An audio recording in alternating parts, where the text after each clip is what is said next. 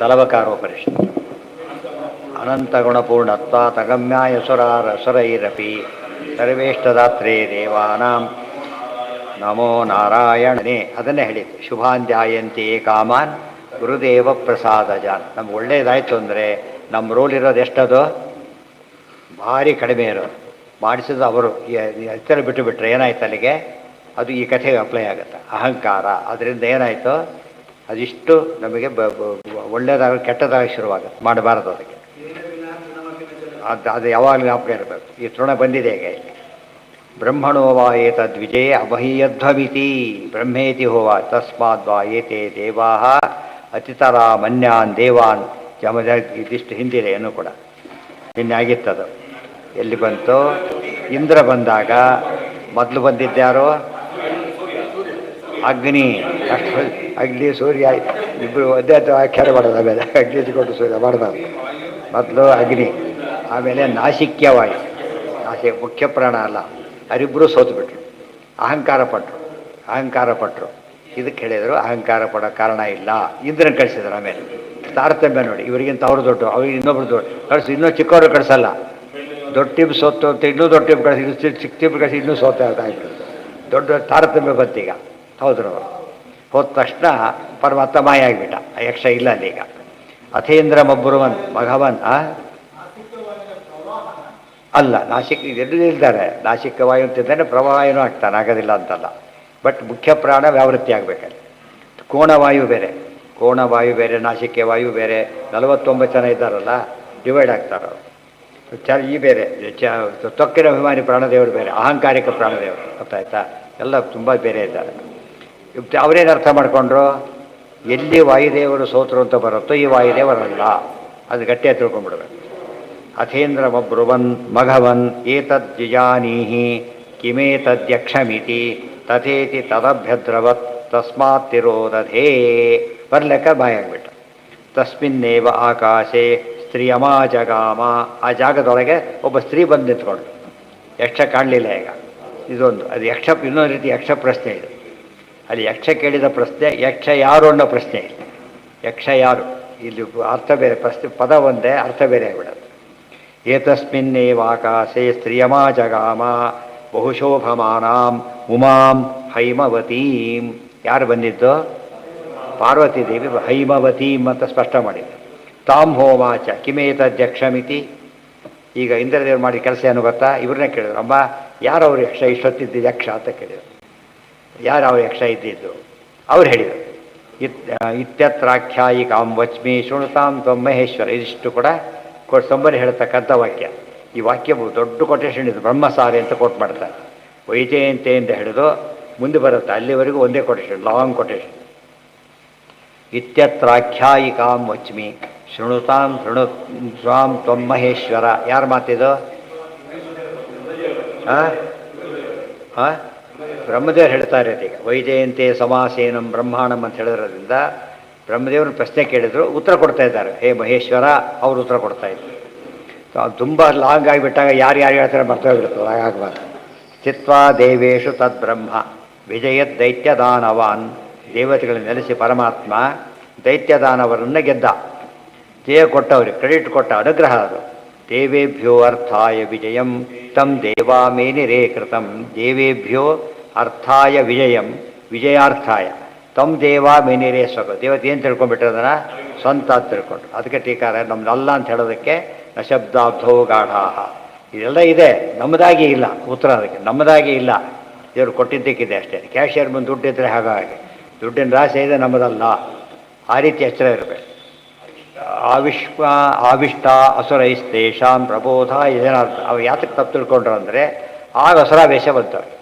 ಅಂದರೆ ಅಸುರ ಎಲ್ಲಿ ಪ್ರವೇಶ ಮಾಡ್ತಾನೆ? ಮೊದಲು ಏನು ಮಾಡ್ತಾನೆ ಗೊತ್ತಾ? ಅವನು ಕೆಲಸ ಆಗದಂತೆ ನೋಡ್ಕೊತಾನೆ ಅಸುರರು. ಆಮೇಲೆ ಕೆಲಸ ಮುಗಿದ ಮೇಲೆ ನಾನು ಮಾಡಿದ್ದು ಭ್ರಮೆ ಹುಡ್ತಾ ಕೊಡ್ತಾರೆ. ಅದು ಎಲ್ಲ ಕಡೆ ಅಸುರತೆ ಟ್ರೈ ಮಾಡ್ತಾರೆ. ಮೊದಲು ಗೆದ್ದರು ಇವರು, ಆಮೇಲೆ ಸೋತು ಬಿಟ್ರು. ಎಲ್ಲೂ ಯಾವ ಪ್ರಸಂಗ ಬಂದರೆ ಏನಾಗಬಾರ್ದು? ನಾಂಕರ್ತ ಹರಿಕ. ವಿರಾಟ್ ಪರ್ವದಲ್ಲಿ ಬರುತ್ತೆ. ಯಾರು ಗೆದ್ದರು ಅಂತ ಹೇಳ್ತೀನಿ ನೀನೀಗ ಅಂತ. ಅರ್ಜುನ ಗೆದ್ದು ಬಿಟ್ಟ, ವಾಪಸ್ ಬರ್ತಿದ್ದಾರೆ. ಈಗ ನೀ ಇಲ್ಲಿ ಕೊಡುಬಾ ಅಂದ. ಇಷ್ಟೊತ್ತು ಖುಷಿ ಇದ್ದ ಪಾಪ. ಈಗ ಸಂಕೋಚ ಆಯ್ತು. ಚೇಚೆ ನಾವು ಕೊಡೋದಿಲ್ಲ ಅಂತ. ನೀವು ಕೂಡಬೇಕಯ್ಯ, ನಮ್ಮ ಅಣ್ಣದ್ರ ಅಪ್ಪಡೆ ಕೊಟ್ಟಿಲ್ಲ ನಮಗಿನ್ನೂ ಕೂಡ, ಹೇಳಿಕೊಡಾಗಿಲ್ಲ. ಅದು ಇಲ್ಲಿ ಕೂಡಿ ಈಗ ಕುತ್ಕೊಂಡ. ಮುಂದೆ ಹೋದ. ಯಾರಿಗಾದ್ರು ಏನಂತ ಹೇಳ್ತಿ ಅಂತ ಕೇಳಿದ. ನೀನು ಅಂತ ಹಾಗೆಲ್ಲ ಹೇಳಬೇಡ ಅಂತ ಹೇಳಿ. ನೀನು ಅಂತ ಹೇಳಬೇಡ, ಇನ್ನೂ ಅನೌನ್ಸ್ ಮಾಡೋಂಗಿಲ್ಲ, ನಾವು ಅಫಿಷಿಯಲಿ ಅನೌನ್ಸ್ ಆಗಿಲ್ಲ, ಅದು ಹೇಳಬಾರ್ದು. ಆದ್ದರಿಂದ ಏನು ಹೇಳಬೇಕು, ನೀನೇ ಗೆದ್ದೆ ಅಂತ ಹೇಳಿದ್ರು. ಅದು ಸಾಧ್ಯ ಇಲ್ಲ ಅಂತ ಹೇಳಿದ. ಅದು ಎಷ್ಟು ಹೇಳಬೇಕು ಅದು ಒಪ್ಪೋದೇ ಇಲ್ಲ, ಆ ಥರ ಬರಬೇಕು. ಏನು ಹೇಳಿದ್ರು ಒಪ್ಪೋದಿಲ್ಲ. ಬರೀ ಏನು ಮಾಡಬೇಕಾಗಿದ್ರೆ ಹೀಗೆ ಹೇಳ್ತೀನಿ, ಒಬ್ಬ ದೇವದೂತ ಬಂದು ನಾನು ಕಾಪಾಡ್ದ ಅಂತ ಹೇಳ್ಕೋಬೇಕು. ಇದು ಒಪ್ಪಲಿಲ್ಲ ಆತ, ನಾನೇ ಅಂತ. ಅದು ಆ ರೀತಿ ಇರಬೇಕು. ನಾ ಯಾವ ಕಾಲಕ್ಕೆ ಏನು ಒಪ್ಪಬಾರ್ದು, ಕೆಲವನ್ನ ನಾನೇ ಅಂತ ಹೇಳಕ್ಕೆ ಹೋಗಲೇಬಾರ್ದು. ಅದು ಉತ್ತರದ ಅದು ಮಾತ್ರ ಭಾಳ ದೊಡ್ಡ ಎಕ್ಸಾಂಪಲ್ ಅದು, ತಿಳಿತಾ. ಯಾರೇ ಏನು ಹೇಳಲಿ ನಮ್ಮದಲ್ಲ, ಇಂಬೋದ ಸುಬ್ಬದ ಹೇಳಿದ ಬಹುಶಃ ನಮ್ದು ಎದುರು ಇರ್ಬೋದು ಅಂತ ಅನಿಸ್ಬಾರ್ದು. ಆ ಥರ ಆಗಿಬಿಡೋದು, ಆಗಬಾರ್ದು. ಅದಕ್ಕೆ ಪೃಥ್ವಿ ಚಕ್ರವರ್ತಿ ಏನು ಮಾಡಿಬಿಟ್ಟ, ಅಲ್ಲೇ ಕಟ್ ಮಾಡಿಬಿಟ್ಟ. ಅದನ್ನು ಹೊಗಳಕ್ಕೆ ಹೋದ್ರಲ್ಲ, ಇಲ್ಲೇ ಸ್ಟಾಪ್ ಅಂದ್ಬಿಟ್ಟ. ಮುಂದೆ ಹೋಗಿ ಏನಾಗಿ ನಿಧಾನವಾಗಿ ಎಂಟ್ರಾಗ್ತಾರೆ ಹಸುರು. ಮತ್ತೆ ಹಸುರವರು ಮನೆ ಕಳ್ತನ ಮಾಡೋಕ್ಕೆ ಕಾಯ್ತಿರ್ತಾರೋ, ಮನಸ್ಸಿನೊಳಗೆ ಬರ್ಲಿಕ್ಕೆ ಕಾಯ್ತಾ ಇರ್ತಾರೆ. ಮನೆಯೊಳಗೆ ಎಂಟ್ರಾಗದೆ ವಸ್ತು ತೊಗೊಳಕ್ಕೆ ಬರೋಲ್ಲ. ಮನಸ್ಸೊಳಗೆ ಮನೆಯೊಳಗೆ ಎಂಟ್ರಾದರೆ ಹಣ ಸಿಗ್ತದೆ, ಮನಸ್ಸೊಳಗೆ ಎಂಟ್ರಾದರೆ ಪುಣ್ಯ ಸಿಗ್ತದೆ. ಅದೇನು ಮಾಡ್ತಾರೆ, ಪುಣ್ಯ ಹರಣ ಮಾಡೋಕ್ಕೆ ಬರ್ತಾರೆ. ಗೊತ್ತಾಯ್ತಾ. ದಾನವರು ಸೆಳೆದು ಐವರಲ್ಲದೆ ನಾನು ನನ್ನದು ಎಂಬ ಜನಮತಿ ಮಾನವನು ಮಾಡುವ ಏನೇನು ಪುಣ್ಯಕರ್ಮಗಳ ಶ್ರೀನಿವಾಸನು ಸ್ವೀಕರಿಸ. ಯಾರು ಇರ್ತಾರೆ, ದಾನವರು ಸೆಳೆದು ಐವ, ಪುಣ್ಯ ಎಳ್ಕೊಂಡ್ಬಿಡ್ತಾರೆ ಆ ಕಡೆ. ಅದಕ್ಕೇನೆ ಮೊದಲ ಸ್ಟೇಜ್ ಒಂದು ಪಿಕ್ ಪಾಕೆಟ್ ಸ್ಟೇಜು, ಇದು ದರೋಡೆ ಸ್ಟೇಜ್. ಆ ಎರಡು ಸ್ಟೇಜಲ್ಲೂ ಗೆಲ್ಲಬೇಕು ನಾವು. ಈಗ ರಿಲ್ಯಾಕ್ಸ್ ಮಾಡ್ಕೊಂಡ್ರೆ ಉಪಯೋಗ ಇಲ್ಲ. ಇವಾಗ ಘಾಟ್ ಸೆಕ್ಷನಲ್ಲಿ ಹೇಗೆ ಎಚ್ಚರಿಕೆಯಿಂದ ಡ್ರೈವ್ ಮಾಡಬೇಕು, ಪಾರ್ಕ್ ಮಾಡಬೇಕಾದ್ರೆ ಅಷ್ಟೇ ಎಚ್ಚರಿಕೆ ಇರಬೇಕು. ಮೇಜರ್ ಆಕ್ಸಿಡೆಂಟ್ ಆಗಲೇ ಮಾಡ್ಕೋಬೇಕಾದ್ರೆ ಅದನ್ನು ಶಾಸ್ತ್ರ ಅಂತ ಕರೀತಾರೆ. ಆವಿಷ್ಟ ಅಸರೈಸ್ತೇಷಾಂ ಪ್ರಬೋಧ ಯಜನಾರ್ದನ ಯಕ್ಷರೂಪ ಪ್ರಾದುರಭೂತ್ ಉಮಾಶಿವ ಸಮನ್ವಿತ. ಉಮಾಶಿವರ ಸಮೇತ ಪರಮಾತ್ಮ ಬಂದ. ಬ್ರಹ್ಮಣ ಚಾಪಿ ಸೈರ್, ಬ್ರಹ್ಮದೇವರು ಬಂದರು. ಏತೇಭ್ಯೋಪಿ ಪರೋಹ್ಯಹಂ. ಯಾತಕ್ಕೆ ಅಂದರೆ ಇವರೆಲ್ಲರಿಗಿಂತ ಮೇಲೆ ನಾನಿದ್ದೇನೆ ಪರಿವಾರ ಸಮೇತ ಬಂದಾಗ ಕಡಿಮೆ ಅಂತ ಆಗಿಬಿಡೋದಿಲ್ಲ. ಒಬ್ಬರು ಬಂದಾಗ ಗೊತ್ತಾಗೋದಿಲ್ಲ, ಇಬ್ಬರು ಬಂದಾಗ ಅವನು ಕೈ ಮುಕ್ಕೊಂಡು ನಿಂತಾದರೆ ಕಡಿಮೆ ಅಂತ ಆಗಿಬಿಡೋದು. ಬ್ರಹ್ಮಣ ಚಾಪಿ ಸಹಿತೋ ತೇಭ್ಯೋಪಿ ಪರೋಹ್ಯಹಂ ಏತೇಪಿ ಮೇ ಭೃತ್ಯಭೂತಾ ಪರಿವಾರ್ಯ ವ್ಯವಸ್ಥಿತಾ.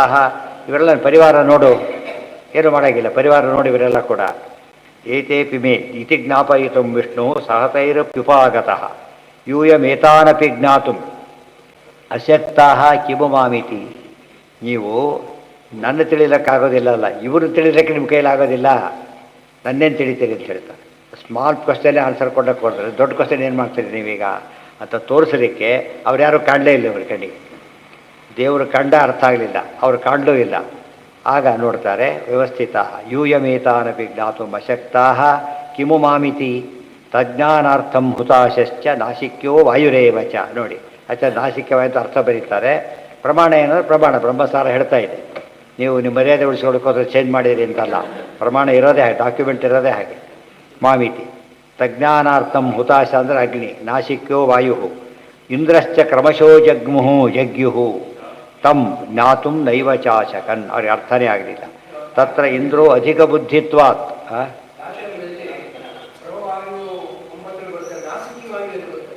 ನಾಸಿಕ್ಯ ವಾಯು ಎಲ್ಲಿ ಬರ್ತಾರೆ ಹೇಳ್ತಾರೆ ನೋಡಿ ಇಲ್ಲೇ.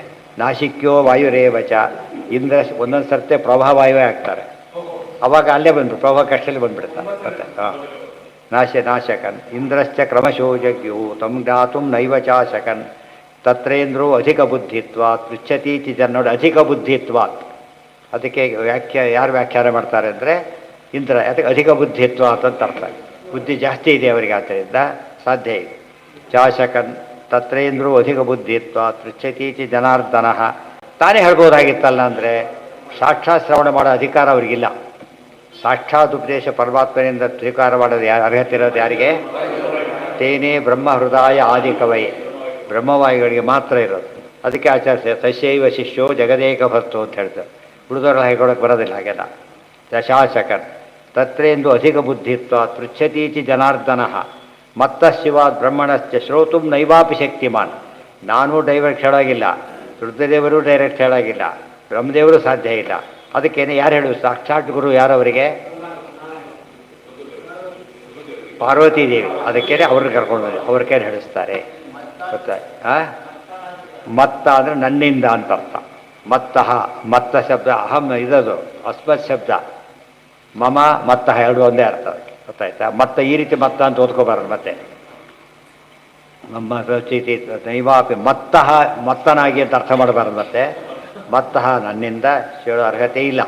ನೈವಾಪಿ ಶಕ್ತಿಮಾನ್ ಇತಿ ಜ್ಞಾಪಯಿತು ತತ್ರ ನಾದೃಶ್ಯತ ಸಕೇಶವ. ಅದಕ್ಕೆ ಪರಮಾತ್ಮ ಕಾಣಲಿಲ್ಲ. ಇದು ನಮಗೊಂದು ಉತ್ತರ. ಈಗ ನಮಗೆಲ್ಲ ದೇವರು ಡೈರೆಕ್ಟ್ ಯಾತಕ್ಕೆ ಹೇಳೋದಾದ್ರೆ ನಾವು ಕೇಳೋ ಅಧಿಕಾರ ನಮಗಿಲ್ಲೇ ಇಲ್ಲ. ಥ್ರೂ ಯಾರಿಂದ ಬರ್ಬೇಕು? ನಾವೀಗ ಪ್ರಾಪರ್ ಚಾನಲ್ ಬರಬೇಕು, ಅಲ್ಲಿ ಬರಬೇಕು. ಪ್ರಾಪರ್ ಚಾನಲ್ಲೇ ಸೇರದೆ ಹೋದರೆ ಬರೋದೇ ಇಲ್ಲ. ಆ ಚಾನಲ್ ಇದ್ದರೆ proper channel, out of channel ಆಗಬಾರ್ದು ಅಷ್ಟೇ. ಇತಿ ಜ್ಞಾಪಯಿತು ತತ್ರ ನಾದೃಶ್ಯತ ಸಕೇಶವ ಏಷೈವ ಜ್ಞಾನದಾನೇತೆ ಯೋಗ್ಯೋಮೇತಿ ಯೋಗ್ಯ ಉಮಾ ಇತಿ ವ್ಯದರ್ಶಯತೆ. ಇವರಿಗೆ ಜ್ಞಾನ ಕೊಡಲಿಕ್ಕೆ ಯಾರು ಸಮರ್ಥರೋ ಉಮಾದೇವಿನೇ ಆಗಬೇಕು. ಇದು ಭಾರಿ ವಿಶೇಷ ಅಂಶ. ಇಂಥದ್ದೇ ಪ್ರಸಂಗ ಬಂದಿದೆ, ಮಹಾಭಾರತ ನಿರ್ಣಯದಲ್ಲಿ ಬಂತು. ಕುಬೇರ ಯುದ್ಧಕ್ಕೋಸ್ಕರ ಬಂದ. ಯಾರ ಮೇಲೆ? ಭೀಮಸೇನದೇವ್ರ ಮೇಲೆ. ಆ ಯುದ್ಧ ಶುರುವಾಗಬೇಕು. ಅಷ್ಟೊತ್ತೇ ಧರ್ಮರಾಜ ಬಂದ.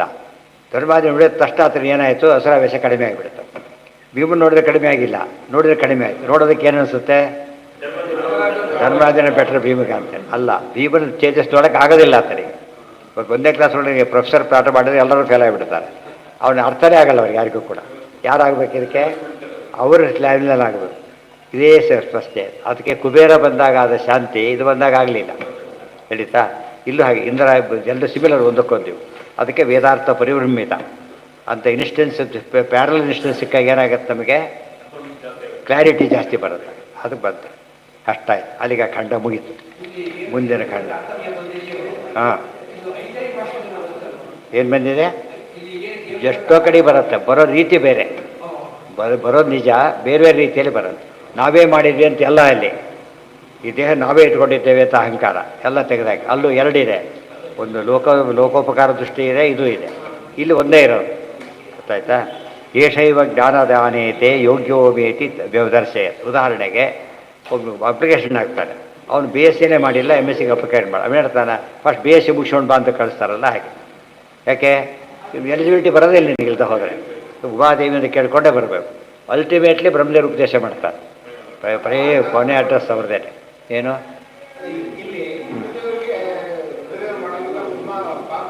ಹೌದು,